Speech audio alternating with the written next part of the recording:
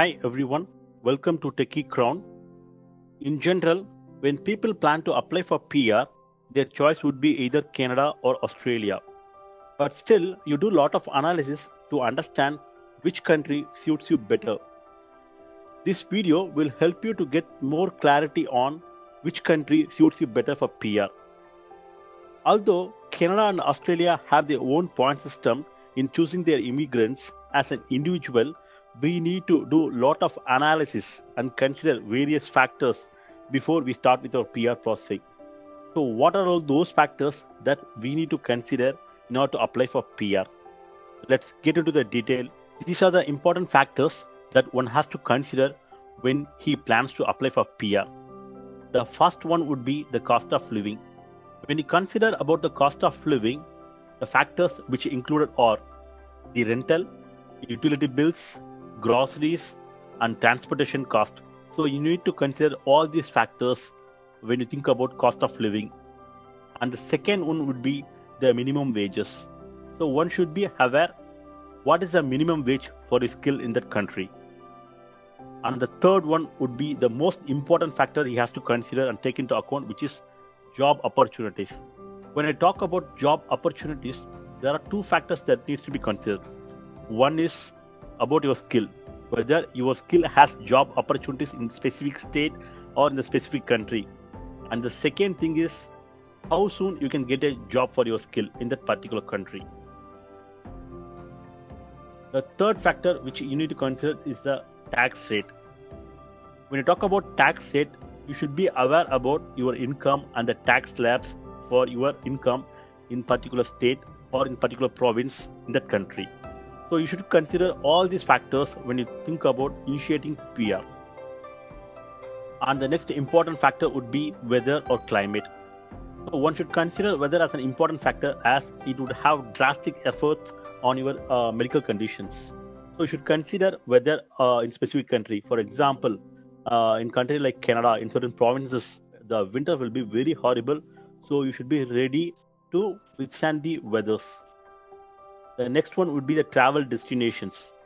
So you should also do a little analysis to understand how far is your native or your country is from the country you are going to apply for PR, and how frequent you will be traveling, and what will be the traveling expenses. So you should be aware about all these factors when you plan to initiate PR for a specific country. These are the detailed list of factors one has to consider when they initiate for the PR for Canada versus Australia. This comparison chart is prepared considering Toronto in Canada and Sydney in Australia. The yes in Australia or yes in Canada is equivalent to 1 point. So I am doing this analysis and giving 1 point when one has a major advantage. The first one would be the more job opportunities. Although Canada and Australia has almost equal job opportunities, I will give a 1 point to Australia since Australia has major cities like Sydney, Melbourne, Brisbane and Adelaide where there are adequate job opportunities for different skills. Whereas in Canada, Toronto is one of the major cities where you can see most of the jobs. When you move to a city called Winnipeg or if you move to Vancouver, you can see very little or less number of jobs. So I will give that 1 point to Australia since there are more job opportunities in Australia. And the second one would be the healthcare benefits. The healthcare benefits in Australia is a little bit good when compared to Canada, as in Canada everything is public, and when you want to book an appointment you have to be waiting in the queue, and for any specialist appointments for like ortho or physiotherapist you need to pay out of pockets, or you need to have a separate insurance policies which would be costing a little bit higher. So considering the insurance policies and the healthcare benefits, I would give 1 point to Australia. And the next one would be the travel time. So as I explained in the previous slides, so how far it would be from your country, so how frequent you will be traveling. So you need to consider those factors. If you are an Asian and if you travel frequently, it will be only 10 to 20 hours from Asia or from any part of India to Australia. Whereas if you plan to travel to Canada, especially India to Toronto, it will be taking minimum of 23 hours and the maximum of 35 hours, including the transit times.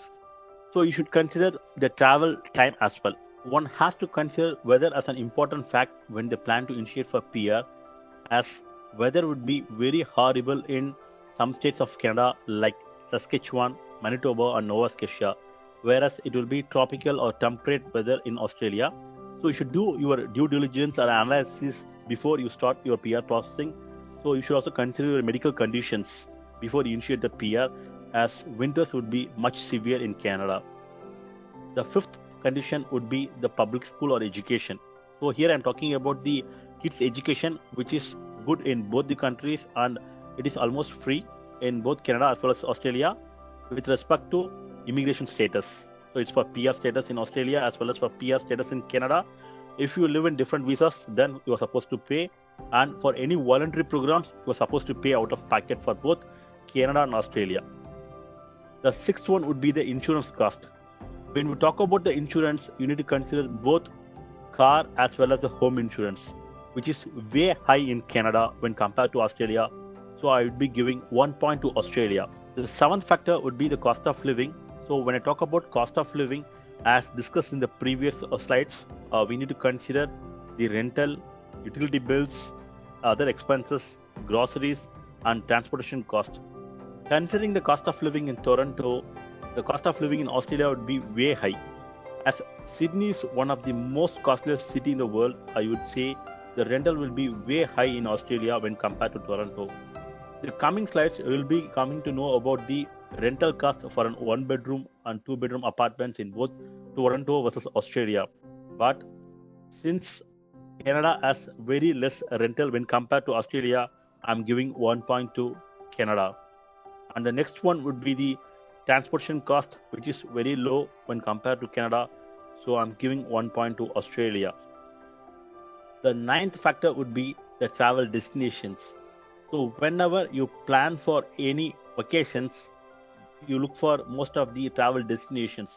The travel destinations would be very high, or you can see a lot of travel destinations in Australia when compared to Canada, as there are no much travel destinations in Canada, and moreover you will be end up staying in home for 6 to 7 months because of severe winter.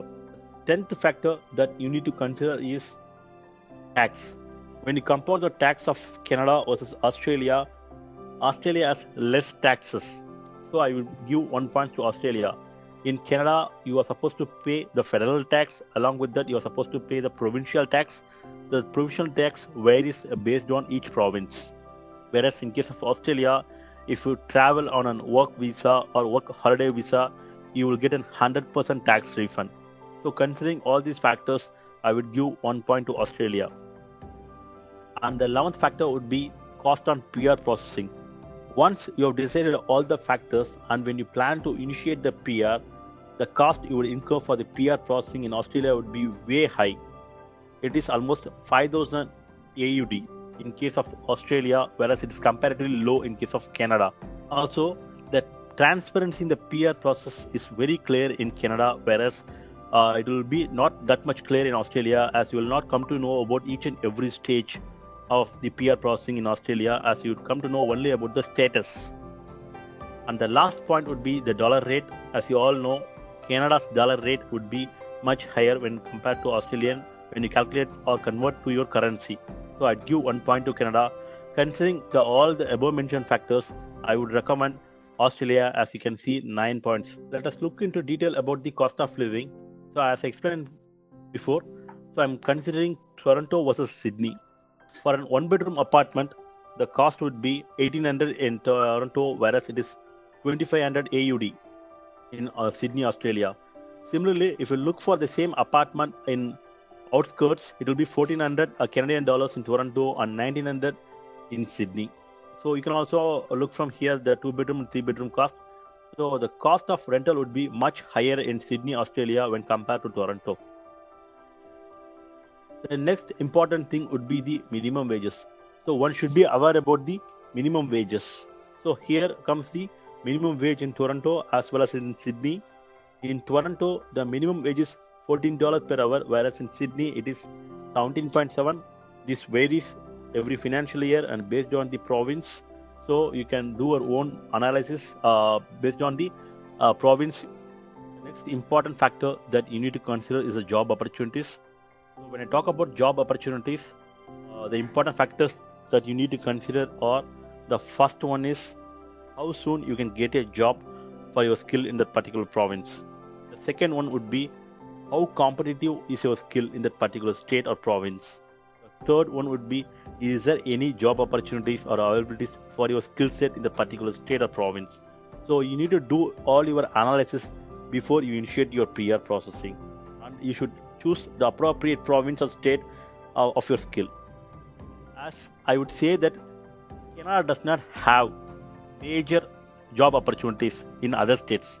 For example, in Ontario, there are plenty of job opportunities for most of the skills. Whereas if you move to British Columbia, Saskatchewan, Manitoba, or Nova Scotia, you can see very less number of jobs. So I would say when compared to Australia, Canada has very less job opportunities.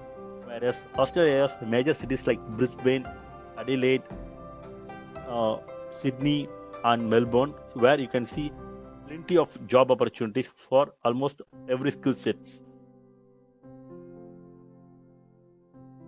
And the next important thing would be the tax rates. So you can see here the tax rates. As I explained before, the tax rates would be much higher in case of Canada, as you're supposed to pay the federal tax along with the provincial tax.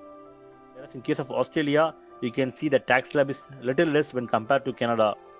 And when you work on a holiday visa, you will get a 100% tax refund.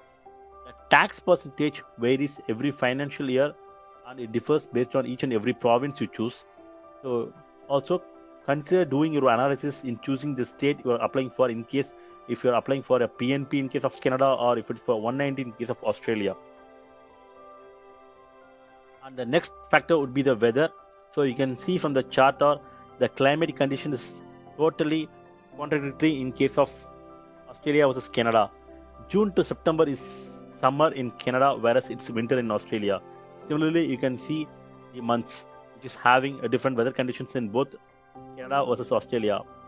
And when I talk about Canada, the winters will be very horrible. It will going to be very severe in case of Ontario, Manitoba, and other 2 or 3 states. Whereas in Australia, it is going to be a temperate tropical weather. So based on your medical conditions, and if you enjoy the colder weather, then Canada would be your choice. But if you don't enjoy the colder weather and you want to roam about almost 8 months in a year, then Australia would be a choice to apply for PR. Next comes the travel duration and cost. So as explained before, you should consider what is the traveling time from your country to the country you are applying for PR, and how much would be the cost. If you are a frequent traveler, then you will be end up paying for the travel. So just consider this as an important factor when you plan to initiate the PR, and also the traveling time. If you plan to travel from Delhi to Toronto, it will be almost 20 to 28 hours, and to Australia it will be 14 to 20 hours. And you can also see the expenses, so it differs. I'm just giving the minimum wage, minimum time, and minimum amount that will be spent on travel. So you can do your analysis to understand how you would be spending, how much you would be spending on travel, both in time and money.